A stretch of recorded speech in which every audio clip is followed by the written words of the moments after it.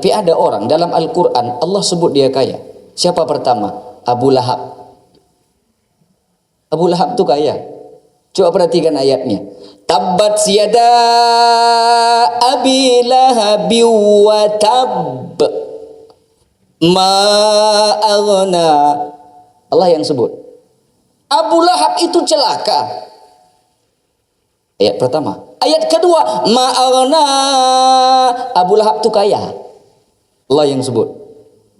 Maluhu, banyak harta bendanya, wa ma kasab, usahanya, bisnisnya lancar. 3 sekaligus. Dia kaya, aghna. Maluhu, banyak harta bendanya, wa ma kasab, usahanya, bisnisnya lancar. Mana Abu Lahab perginya? Neraka. Apa sebab? Hartanya tidak sedikit pun mengundang barokah. Bersama kita.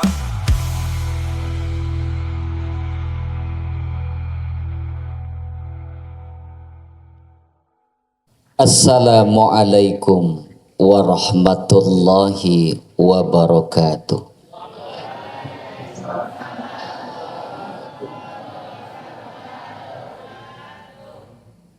Alhamdulillah bini'matihi tatimmus salihat wa bifadlihi tatanazzalul khairat wal barakat wa bitaufiqihi tatahaqqaqul maqasid wal ghayat. Allahumma salli wa sallim wa barik ala sayyidina Muhammad wa ala alihi wa sahbihi ajma'in. Yang sama-sama kita muliakan dan kita hormati Bapak Kepala Sekolah Perisai. Yang sama-sama kita hormati dan kita muliakan para Dewan Guru, Bapak Ibu. Yang sama-sama kita cintai generasi penerus Aceh Tenggara, yang tidak sekedar kuantitas tapi punya kualitas di masa depan. Anak-anak kami semua, para siswa dan siswi. Pertama, kita bersyukur atas nikmat yang Allah berikan kepada kita sampai menjelang siang ini. Allah masih berikan kita 3 nikmat besar. Yang pertama, pagi menjelang siang ini Allah masih berikan kita nikmat hidup. Yang kedua, tidak sekedar hidup, tapi Allah masih berikan kita nikmat sehat. Ini yang tadi disampaikan Bapak Kepala Sekolah. Nikmat terbesar kedua itu nikmat sehat. Sekuat apapun iman seseorang, semantap apapun keyakinan seseorang, kalau fisiknya tidak sehat, ibadah itu tidak akan sempurna.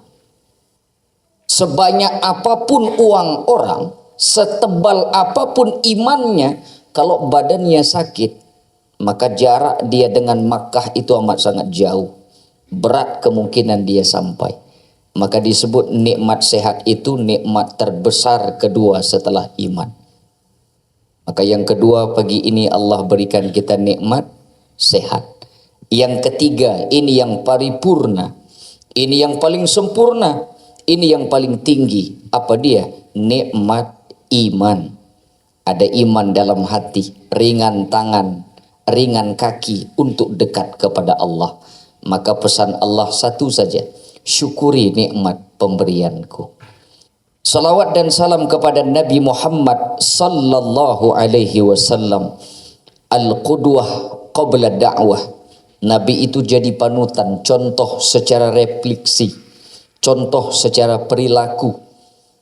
Dan beliau jadi uswah, tidak sekedar perlakuan, tidak sekedar aksi, pun secara ucapan. Maka disebut al-uswah al-qudwah. Mudah-mudahan kita semua kelak dapat syafaat dari Nabi. Baik, pagi hari ini saya ini agak kalem. Biasa kalau saya ceramah tuh orang-orang kampung yang saya ceramahi. maka biasa suara saya itu keras. Mungkin Ustadz Sadari kenal betul, karena saya akan di Masjid Agung. Itu kalau ngomong suaranya keras. Apa sebab? Yang dengar itu orang tua, jadi kurang pendengarannya. Ini kan siswa, ini kan ibu-ibu, agak segan saya. Seingat saya di masjid ini saya sudah 2 atau 3 kali ada acara dari Darul Quran, acara Maulid Tah Isra Mi'raj, saya lupa. Maka pagi hari ini sejenak beberapa menit ke depan, oh rupanya ada temanya dengan peringatan Isra dan Mi'raj Muhammad sallallahu alaihi wasallam. Kita jadikan sholat sebagai benteng moral di era modern. Oh, ini judul yang bagus ini, tema ini. Untuk memenuhi tema ini jangan terkejut ya. Saya ini orangnya kecil, suaranya keras. Ya ini kan masih kalem. Maka pagi hari ini saya tidak lagi berkisah dari mana, kapan Nabi Muhammad itu naik apa, ketemu siapa, bagaimana proses ketemunya. Saya tidak kisahkan ini. Yang pagi ini kita kisahkan sesuai dengan tema saja. Apa dia? Kita ambil, kita bagi Isra dan Mi'raj, baru dapat nanti sholat itu sebagai benteng. Yang pertama, lewat peringatan Isra dan Mi'raj ini, untuk menjadikan sholat itu sebagai benteng dan moral, maka hikmah pertama dari Isra dan Mi'raj itu, Nabi Muhammad itu mengingatkan kepada kita lewat perjalanan Isra, hidup ini jangan coba-coba jauh dari masjid. Ini asas pertama, baru sholat itu bisa jadi benteng.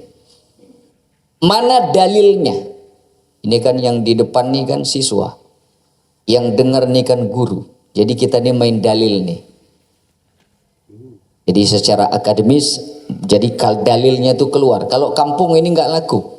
Orang kampung tuh nggak laku sama dia dalil. Dalil-dalil ini sulit dia ngingat. Jadi cukup satu aja dalilnya, panjang pencerahannya.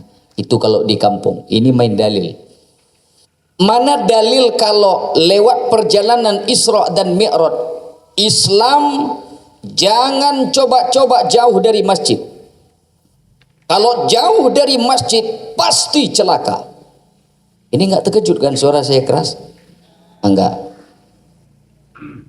Inilah sebab kenapa Nabi Muhammad memulai perjalanan dari masjid ke masjid.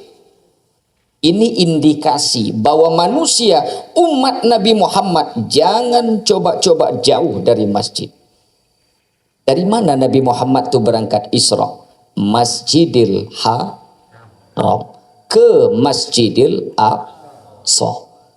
Perjalanan mulia itu dimulai dari masjid ke masjid. Coba perhatikan. Setiap ada musibah, banjir, longsor, yang biasanya rumah-rumah tersapu habis, terkikis rata dengan tanah, dibawa oleh air, yang tegak berdiri apa? Masjid. Baru-baru ini kita saksikan musibah yang terjadi di negeri kita, di mana rumah-rumah gedung rata semua oleh tanah, dibawa oleh arus derasnya air. Yang kokoh berdiri apa? Masjid. Ini bukan fenomena baru. Ini menandakan bahwa manusia jangan pernah jauh dari masjid. Rumah-rumah kita belum tentu mengundang barokah. Tempat kediaman kita belum tentu mengundang ridho Allah. Tapi masjid itu benar-benar tempat barokah. Masjid itu adalah wadah agar kita lebih dekat dengan Allah, agar sholat itu bisa menjadi benteng dalam kehidupan modern. Maka pertama yang harus terpatri di ingatan kita, hati ini harus terpaut dengan masjid. Langkah ini, gerak ini harus aktif di masjid.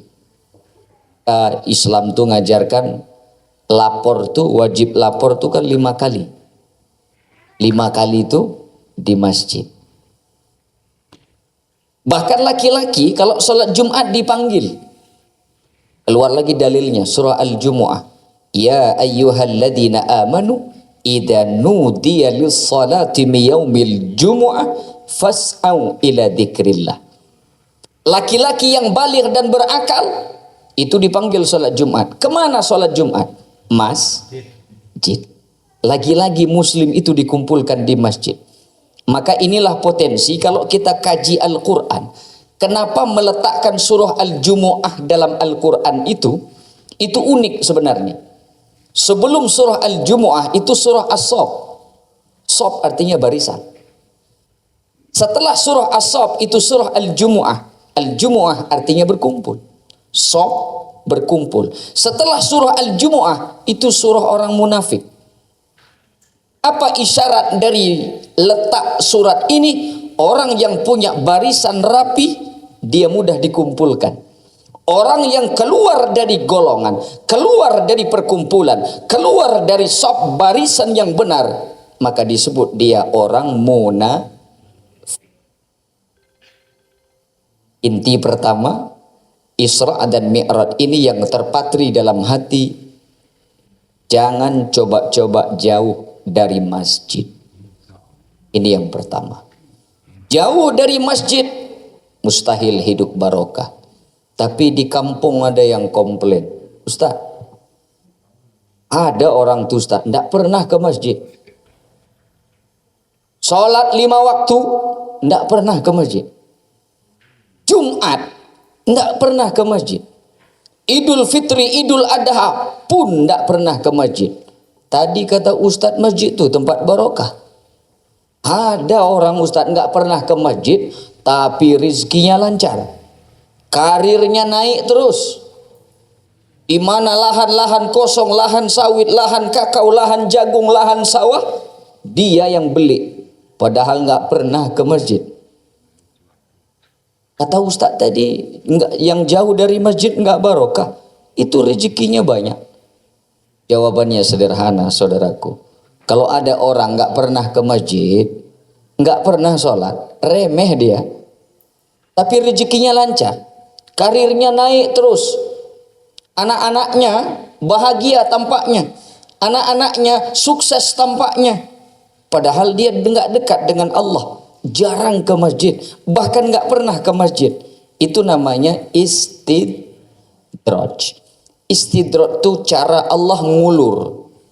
Semakin engkau jauh dariku, semakin engkau jauh dari rumahku, semakin engkau berbuat maksiat, semakin engkau sombong, semakin engkau takabur, semakin lancar rezekimu. Tapi ingat, ketika nanti kau mati tanpa hisab, engkau masuk dalam neraka. Maka itu disebut dalam Al-Quran namanya istidraj. Maka yang pertama, ingat dalam hati lewat peringatan Isra dan Mi'raj ini untuk menjadikan sholat sebagai benteng di era modern. Hati ini lutata, dia harus terpaut dengan masjid. Ini yang pertama. Lalu yang kedua, lewat perjalanan Isra dan Mi'raj ini, yang kedua, hidup ini cari berkah. Karena dari rezeki yang berkah itulah sholat itu bisa jadi benteng. Isra dan Mi'raj mengajarkan semua yang kita cari di dunia ini berkah. Cari ilmu, ilmunya berkah. Banyak orang berilmu tapi nggak berkah. Inilah nanti kenapa Imam Jarnuzi mengingatkan dalam satu kitab. Kata Imam Jarnuzi itu begini, ada ilmu itu ternyata nggak berkah. Maka disebut Imam Jarnuzi fasadun kabirun.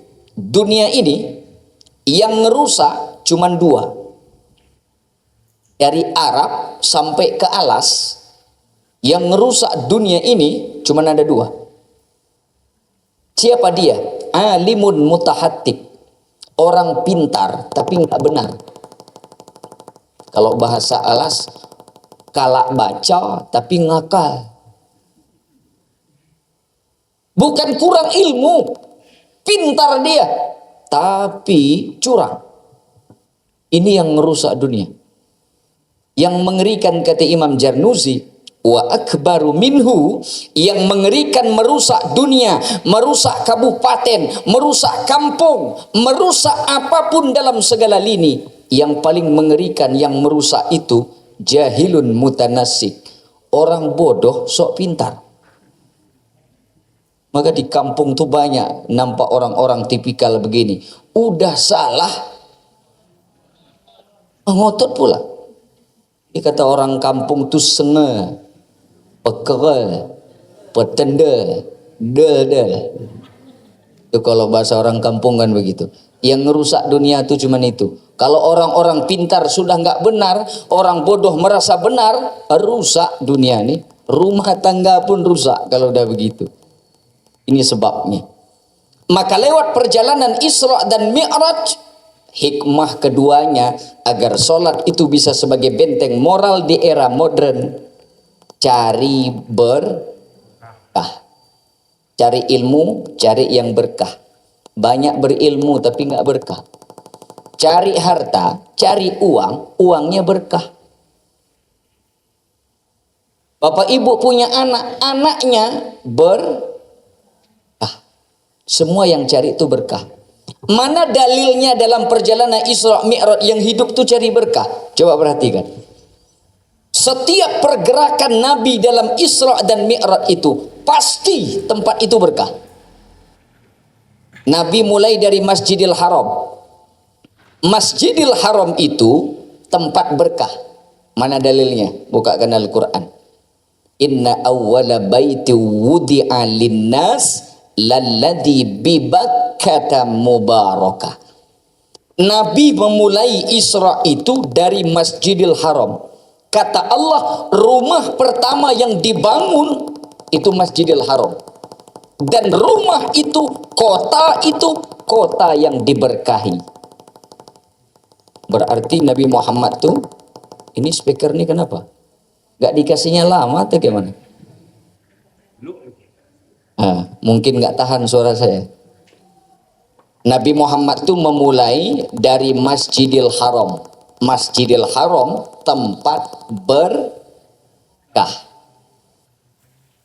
Ke Masjidil Aqsa, Aqsa pun tempat berkah.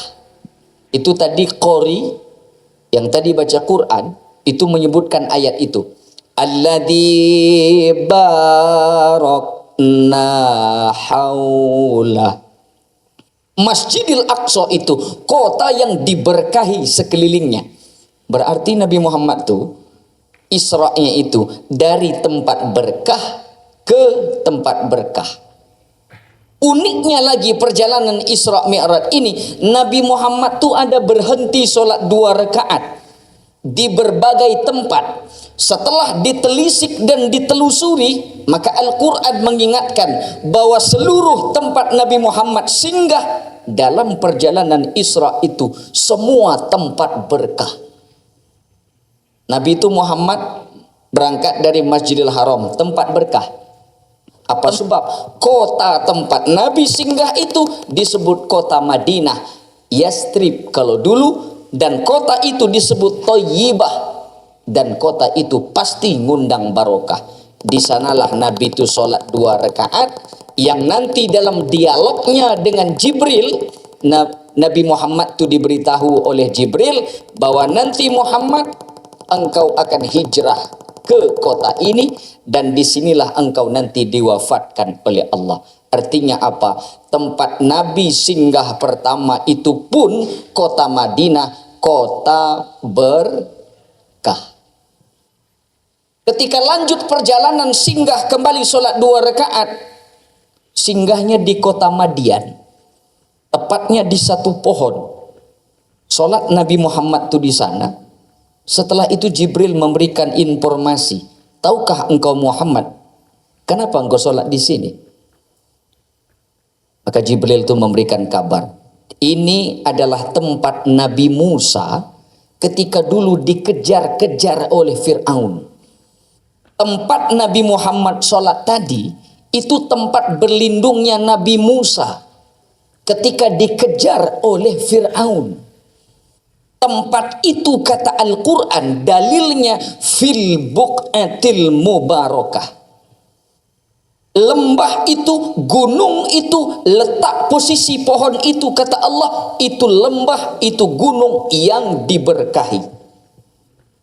Lagi-lagi lewat perjalanan ini menunjukkan Nabi Muhammad itu singgah di tempat berkah. Ketika selesai lanjut perjalanan, singgah kembali sholat 2 rakaat. Setelah diberitahu oleh Jibril, Muhammad, tahukah kau di mana kau tadi sholat? Nabi Muhammad itu tidak tahu. Kata Jibril, inilah bukit Sinai, bukit Tursina, yang dalam surah At-Tin, wattini wazaitun wa turi sinina wa hadal baladil amin. Itu disebut dalam Al-Quran, Tursina. Kenapa Bukit Tursina itu tempat berkah? Karena di Bukit Sinai, Bukit Tursina, disitulah Nabi Musa menerima wahyu. Maka bukit tempat Nabi Muhammad singgah, sholat 2 rakaat. Lagi-lagi tempat itu tempat berkah. Terakhir berangkat Nabi Muhammad dalam Isra itu singgah. Di mana singgah? Bethlehem. Bethlehem. Setelah diberitahu oleh Jibril, tahukah engkau Muhammad tempat sholat ini? Kata Jibril, disinilah Nabi Isa itu dilahirkan. Oh, tempat Nabi Isa itu tempat berkah.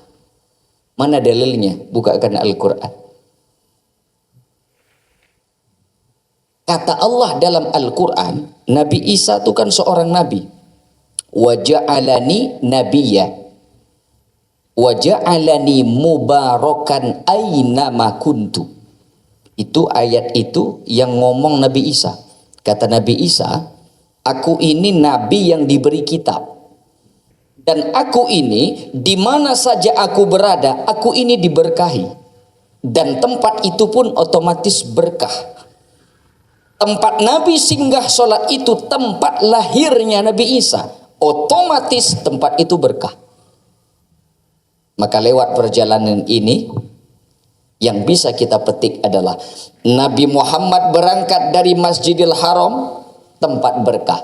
Singgah pertama di kota Madinah Thayyibah, tempat berkah.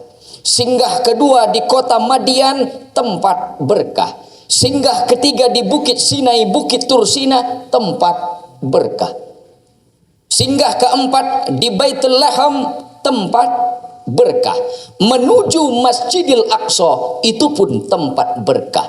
Naik ke Sidratul Muntaha, Mi'raj, berjumpa dengan Allah. Allah itu sang pemilik keberkahan.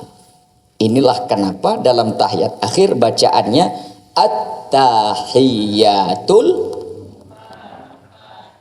kita sebut mubarakah. Kalau ingin melihat keluargaku berkah atau tidak, coba perhatikan, apakah di keluarga itu menambah kebaikan? Jangan-jangan tampak desain rumah yang besar, tampaknya sukses, penghasilan besar, rumah besar, kendaraan besar, nama besar, tapi sedikit pun tidak ngundang barokah. Anak-anak yang tampaknya cerdas, pintar karena berilmu, tapi maksiat kepada Allah. Apa sebab? Ilmunya tak berkah. Maka hidup ini mengajarkan kepada kita, yang urgen dalam perjalanan ini adalah bukan cari banyak, cari berkah. Inilah kenapa Al-Quran tuh, ini lagi-lagi main dalil ini. Kenapa Al-Quran tuh sering merekam orang kaya? Karena pasti di balik yang disebut kaya, itu hartanya nggak barokah.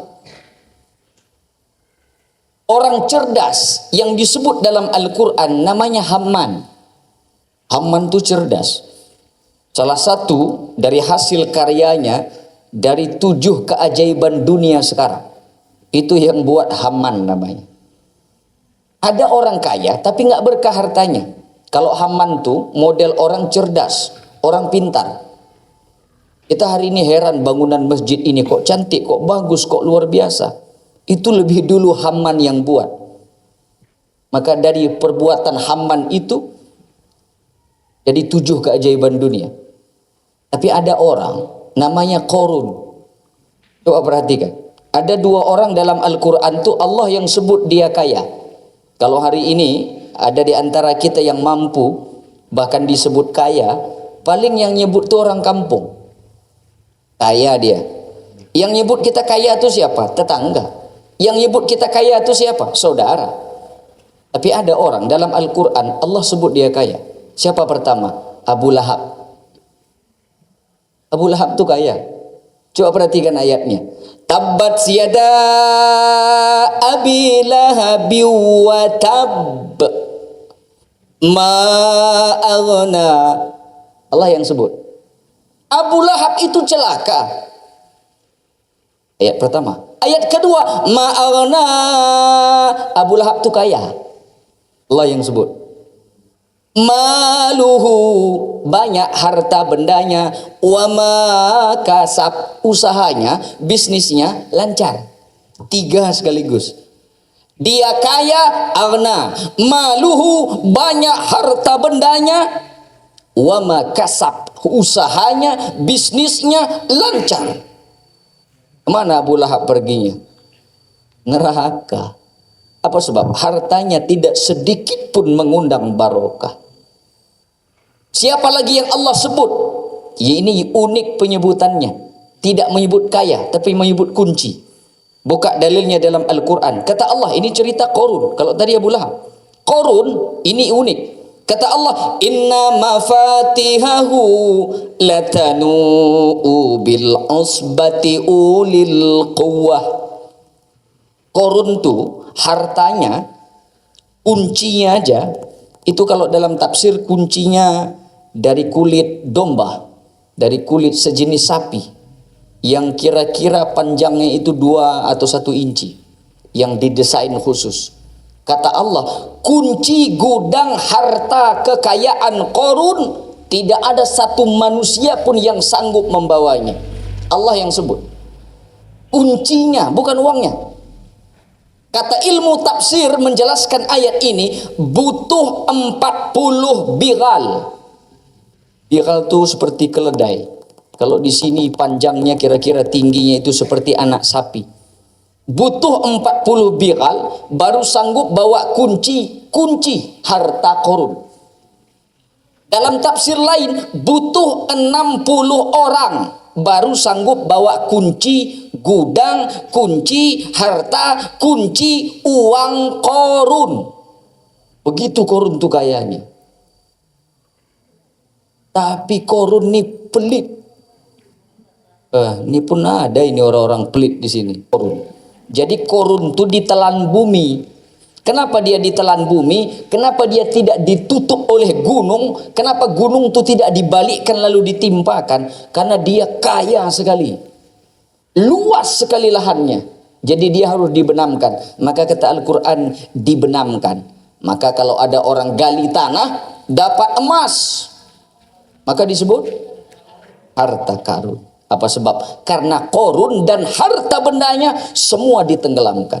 Apa sebab? Harta itu tidak ngundang dekat dengan Allah, karena harta itu tidak ngandung berkah. Sama seperti kita. Maaf, bukan menyindir. Saya ini kan bebas ngomong. Itu untungnya. Saya ini bebas ngomong. Bukan berarti saya ngajari. Kalau penghasilan, gaji, hasil bisnis, hasil dagang justru membuat kita sombong, maaf, berarti dia nggak berkah. Kalau gaji bulanan membuat kita jauh dari Allah, semakin tinggi gaji, semakin sombong, semakin nggak sholat, semakin remeh sama orang. Wallahi itu nggak berkah. Seharusnya dari hasil peluh keringat. Ruhbanun bil laili wa fursanun bin nahar. Malam-malam kita ibadah seperti rahib, tapi ketika matahari sudah naik, ketika matahari sudah terbit, bersimbah peluh berkuah keringat. Pergi pagi pulang sore, peras keringat banting tulang, tunggang langgang lintang pukang mencari rizki. Tapi rizki itu kita pakai jauh dari Allah, maka otomatis dia tidak mengundang berkah. Kalau mau rezeki itu berkah, ini baru yang ketiga. Inilah yang dimaksud tema itu. Solat sebagai benteng moral, karena hikmah ketiga dari perjalanan Isra dan Mi'raj itu adalah solat 5 waktu.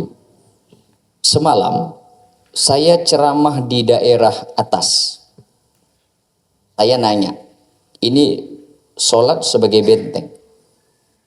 Saya buat satu kronologi.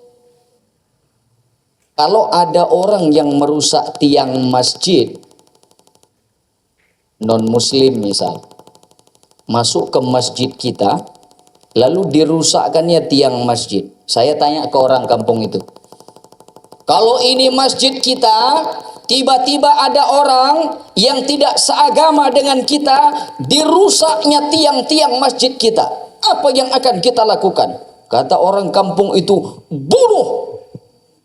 Kata orang kampung, laba terus. Dia rusak tiang masjid, kita pancung terus. Orang kampung kan begitu. Artinya apa? Orang yang merusak tiang masjid, pasti orang muslim tidak suka. Dia akan balas, apa sebab? Merusak tiang masjid. Tapi kata Nabi, as-salatu imaduddin. Salat itu tiang agama. Kalau orang merusak tiang masjid, kita marah, kita pancung, kita bunuh. Tapi sebenarnya banyak di antara kita yang satu rumah dengan orang yang merusak tiang agama, bukan tiang masjid. Satu atap, satu rumah, satu kamar dengan orang yang tidak sholat. Dia tidak merusak tiang masjid, tapi dia merusak tiang agama. Apa sebab? Dia tidak sholat. Bagaimana kelak pertanggungjawaban di hadapan Allah? Satu kamar, satu atap, satu tempat tidur, ternyata dia adalah perusak tiang agama. Maka inilah disebut kenapa dalam nanti urutan sholat itu, ketika perintah-perintah Allah, sholat itu beda dengan zakat, puasa dan haji.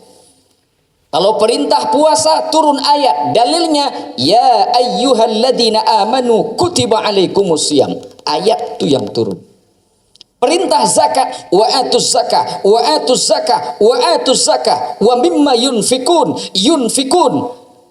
Itu ayat turun zakat. Cerita haji, al-hajju asyurum ma'lumat, ayat yang turun. Tapi perintah sholat, dia harus dijemput. Sholat kita ini benar apa tidak? Ini bukan cerita sah atau tidak. Cerita sah itu di ilmu fikih. Ini cerita benar secara rasa. Wudhu yang benar sah atau tidak itu di ilmu fikih. Yang kita kaji itu sholat ini benar apa enggak? Karena banyak orang ini sholat hanya kuantitas. Yang sholat tuh ramai, yang sholat tuh banyak, masjid tuh penuh, apalagi Ramadan, orang tidur sampai ngencas di masjid. Ramadan tuh kan begitu, mana-mana orang teduh. Tapi banyak orang sholat hanya kuantitas, tidak berkualitas. Maka ciri sholat yang benar itu pasti membentuk moral yang benar. Mana dalilnya? Inna sholata tanha anil fahsya wal munkar. Dosa di dunia ini cuman ada dua. Kalau bukan fahsya berarti munkar. Apa bedanya Ustaz? Fahsya itu dosa yang dilakukan anggota tubuh. Dosa tangan, pengisi absen, kalau salah namanya dosa fahsya. Dosa tangan, meniru tanda tangan, namanya fahsya. Dosa tangan, apa namanya ke alat yang dimasukkan itu? Fingerprint. Nah, salah masukkan, Ngisi absen juga namanya fahsya. Ngambil hak milik orang lain namanya tangan ini berbuat fahsya. Nunjuk orang lain dengan kerendahan, niat mengkerdilkan dan meremehkan, tangan itu berbuat fahsya. Betapa banyak dosa tangan ini, ternyata namanya fahsya. Keji kalau bahasa Indonesia. Mata yang memandang dengan penuh kerendahan, kekerdilan, meremehkan, tatapan kita yang sinis dan tajam, ingin merendahkan orang, mata itu berdosa fahsya. Lisan, mulut suka gosip. Ini yang suka gosip. Oh, ini selalu nyari kabar terbaru, kabar paling update. Apa berita hari ini? Bukan begitu. Jadi yang suka-suka gosip, maka lisan itu disebut lisan itu berbuat dosa gosip.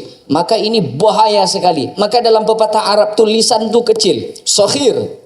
Lisan ini kecil, tapi coba perhatikan dalam ilmu anatomi, lisan ini perangkat lunak. Dia ini daging dan dia organ tunggal. Saking bahayanya dia, walaupun dia daging dan tunggal, dia itu harus diapit oleh gigi yang kokoh.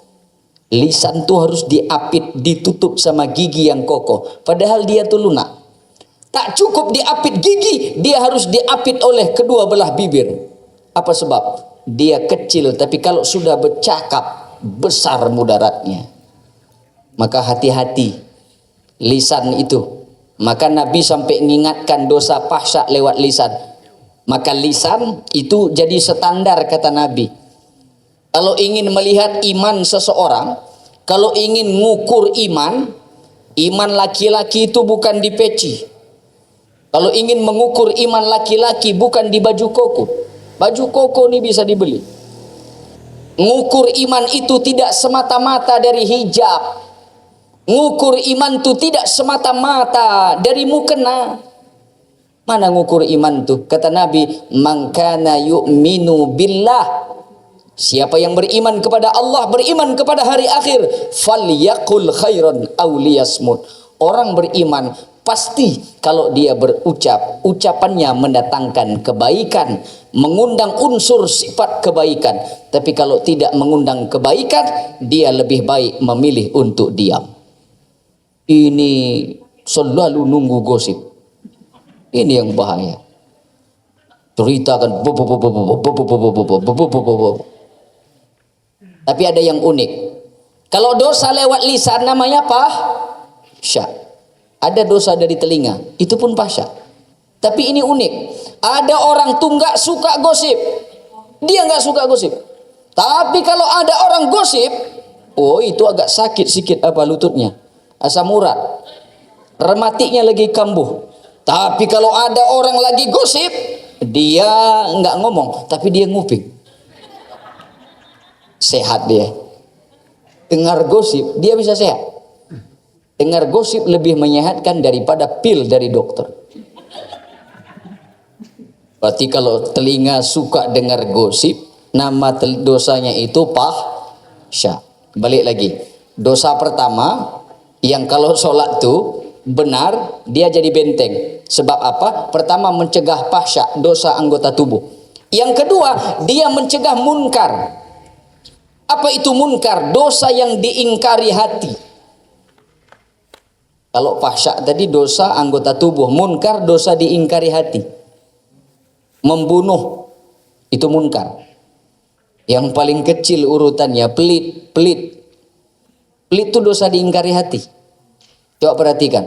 Kalau ada orang paling pelit, nih terkenal nih, dia paling pelit. Tapi coba perhatikan, sepelit-pelitnya orang, dia tetap enggak mau berteman dengan orang pelit.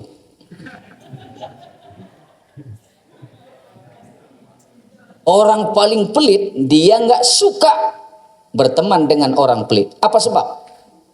Karena dia tetap mengingkari, dia tidak suka melihat orang pelit, padahal dia pelitnya minta ampun. Itu tanda kalau orang pelit itu diingkari. Maka dua inilah benteng kalau mau ngadapi modern nih. Sholat yang benar itu mencegah fahsya, mencegah anggota tubuh berbuat maksiat, mencegah dosa yang diingkari oleh hati. Maka ukur diri kita sampai menjelang siang ini. Jangan-jangan kita sholat tapi masih suka gosip. Rajin sholat tapi suka dengar gosip. Rajin sholat tapi mata masih memandang yang diharamkan Allah. Rajin sholat tapi kaki masih melangkah ke tempat Allah tidak ridho. Secara kuantitas sholatnya mungkin banyak, tapi kualitasnya nol di hadapan Allah. Maka sholat yang benar itu pasti jadi benteng. Benteng seluruh ucapan, seluruh tindakan, seluruh gerakan sholat itu mengingat Allah. Maka tak ayal kalau kita lihat ada orang yang selesai sholat itu wajahnya berseri, wajahnya cerah.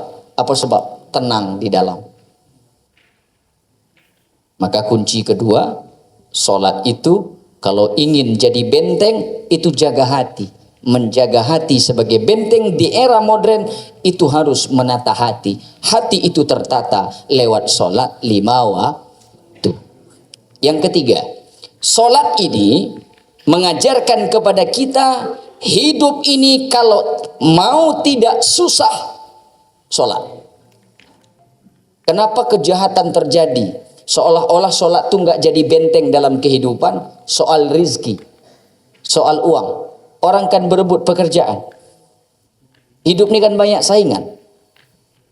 Yang mau tawakalnya, rizkinya dijamin Allah, bahkan datang dari arah yang tidak disangka. Sholat perbaiki. Jadi kalau hari ini rezekinya naik turun, bangun usaha gagal, buat lagi gagal, itu bukan kurang cara, bukan karena kurang tenaga, bukan karena kurang modal, kurang sholat. Islam tuh ngatur, kalau mau rezeki itu lancar 2 hal. Islam tuh ngatur, kalau mau satu pekerjaan itu dimudahkan oleh Allah, impian kita diwujudkan oleh Allah, sesuatu yang berat itu dihitung mustahil, tapi bukan barang mustahil untuk Allah. Tegak berdiri tahajud malam, semua ada caranya. Intinya sholat. Maka disebut dalam Al-Quran, sholat ini kan ciri orang bertakwa. Berarti kalau orang sholat disebut orang bertakwa. Orang bertakwa rezekinya itu tak disangka-sangka.